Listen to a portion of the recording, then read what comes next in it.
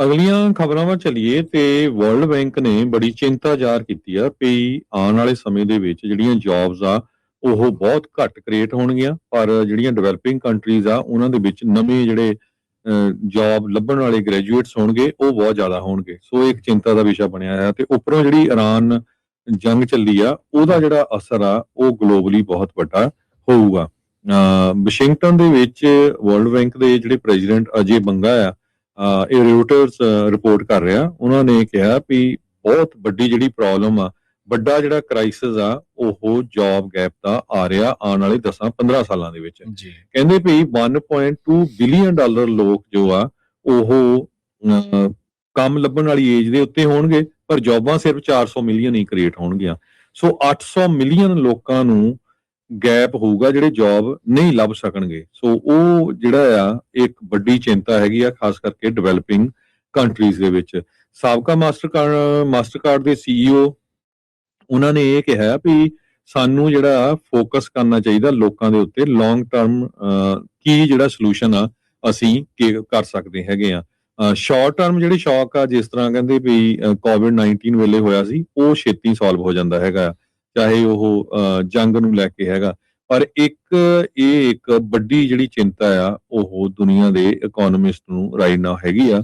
ਆਉਣ ਵਾਲੇ 10-15 ਸਾਲਾਂ ਦੇ ਵਿੱਚ ਬਹੁਤ ਹੀ ਘੱਟ ਜੌਬਸ ਕ੍ਰੀਏਟ ਹੋਣਗੀਆਂ, ਪਰ ਲੱਭਣ ਵਾਲੇ ਲੋਕ ਜੌਬਸ ਉਹ ਕਿਤੇ ਜਿਹੜੀ ਵੱਡੀ ਗਿਣਤੀ ਦੇ ਵਿੱਚ ਹੋਣਗੇ। ਪਿਛਲੇ ਮਹੀਨਿਆਂ ਦੇ ਵਿੱਚ ਉਹ ਪਾਕਿਸਤਾਨ 'ਚ ਵੀ ਗਏ ਸੀ, ਉੱਥੇ ਵੀ ਉਹਨਾਂ ਨੇ ਇਹ ਕਿਹਾ ਸੀ ਵੀ ਵੱਧ ਤੋਂ ਵੱਧ ਜਿਹੜੀਆਂ ਜੌਬਸ ਆ ਉਹ ਕ੍ਰੀਏਟ ਹੋਣੀਆਂ ਚਾਹੀਦੀਆਂ, ਤਾਂ ਹੀ ਜਿਹੜੀ ਆ ਮੁਲਕ ਆ ਉਹ ਸਰਵਾਈਵ ਕਰੂਗੇ।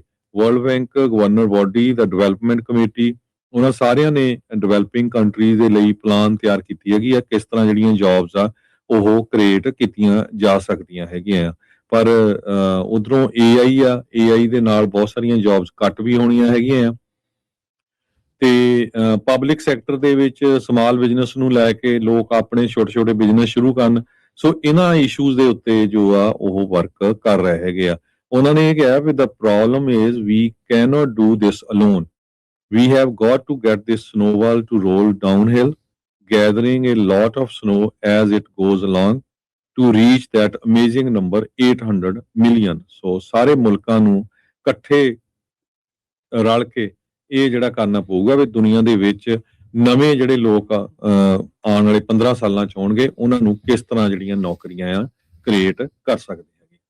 ਜੀ ਅਗਲੀਆਂ ਖਬਰਾਂ ਵੱਲ ਚੱਲੀਏ ਤੇ ਵਰਲਡ ਬੈਂਕ ਨੇ ਬੜੀ ਚਿੰਤਾ ਜ਼ਾਹਰ ਕੀਤੀ ਆ ਵੀ ਆਉਣ ਵਾਲੇ ਸਮੇਂ ਦੇ ਵਿੱਚ ਜਿਹੜੀਆਂ ਜੌਬਸ ਆ ਉਹ ਬਹੁਤ ਘੱਟ ਕ੍ਰੀਏਟ ਹੋਣਗੀਆਂ, ਪਰ ਜਿਹੜੀਆਂ ਡਿਵੈਲਪਿੰਗ ਕੰਟਰੀਜ਼ ਆ ਉਹਨਾਂ ਦੇ ਵਿੱਚ ਨਵੇਂ ਜਿਹੜੇ ਜੌਬ ਲੱਭਣ ਵਾਲੇ ਗ੍ਰੈਜੂਏਟਸ ਹੋਣਗੇ ਉਹ ਬਹੁਤ ਜ਼ਿਆਦਾ ਹੋਣਗੇ। ਸੋ ਇੱਕ ਚਿੰਤਾ ਦਾ ਵਿਸ਼ਾ ਬਣਿਆ ਆ ਤੇ ਉੱਪਰੋਂ ਜਿਹੜੀ ਇਰਾਨ ਜੰਗ ਚੱਲੀ ਆ ਉਹਦਾ ਜਿਹੜਾ ਅਸਰ ਆ ਉਹ ਗਲੋਬਲੀ ਬਹੁਤ ਵੱਡਾ ਹੋਊਗਾ।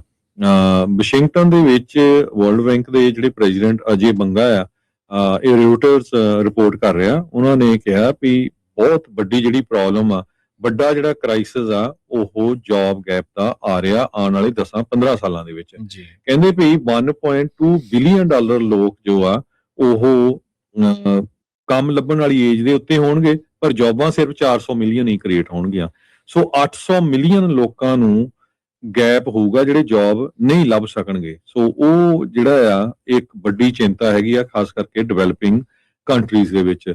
ਸਾਬਕਾ ਮਾਸਟਰਕਾਰਡ ਦੇ CEO ਉਹਨਾਂ ਨੇ ਇਹ ਕਿਹਾ ਵੀ ਸਾਨੂੰ ਜਿਹੜਾ ਫੋਕਸ ਕਰਨਾ ਚਾਹੀਦਾ ਲੋਕਾਂ ਦੇ ਉੱਤੇ, ਲੌਂਗ ਟਰਮ ਕੀ ਜਿਹੜਾ ਸੋਲੂਸ਼ਨ ਆ ਅਸੀਂ ਕਰ ਸਕਦੇ ਹੈਗੇ ਆ।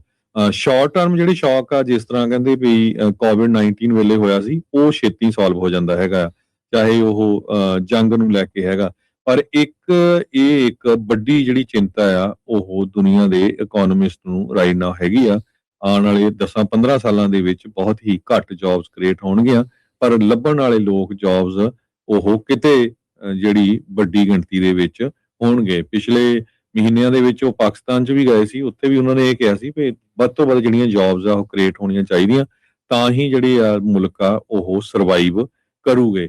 ਵਰਲਡ ਬੈਂਕ, ਗਵਰਨਰ ਬੋਡੀ, ਦਾ ਡਿਵੈਲਪਮੈਂਟ ਕਮੇਟੀ, ਉਹਨਾਂ ਸਾਰਿਆਂ ਨੇ ਡਿਵੈਲਪਿੰਗ ਕੰਟਰੀਜ਼ ਦੇ ਲਈ ਪਲਾਨ ਤਿਆਰ ਕੀਤੀ ਹੈਗੀ ਆ, ਕਿਸ ਤਰ੍ਹਾਂ ਜਿਹੜੀਆਂ ਜੌਬਸ ਆ ਉਹ ਕ੍ਰੀਏਟ ਕੀਤੀਆਂ ਜਾ ਸਕਦੀਆਂ ਹੈਗੀਆਂ। ਪਰ ਉਧਰੋਂ AI ਦੇ ਨਾਲ ਬਹੁਤ ਸਾਰੀਆਂ ਜੌਬਸ ਕੱਟ ਵੀ ਹੋਣੀਆਂ ਹੈਗੀਆਂ ਆ। ਤੇ ਪਬਲਿਕ ਸੈਕਟਰ ਦੇ ਵਿੱਚ ਸਮਾਲ ਬਿਜ਼ਨਸ ਨੂੰ ਲੈ ਕੇ ਲੋਕ ਆਪਣੇ ਛੋਟੇ-ਛੋਟੇ ਬਿਜ਼ਨਸ ਸ਼ੁਰੂ ਕਰਨ। ਸੋ ਇਹਨਾਂ ਇਸ਼ੂਜ਼ ਦੇ ਉੱਤੇ ਜੋ ਆ ਉਹ ਵਰਕ ਕਰ ਰਹੇ ਹੈਗੇ ਆ। ਉਹਨਾਂ ਨੇ ਇਹ ਕਿਹਾ ਵੀ the problem is we cannot do this alone.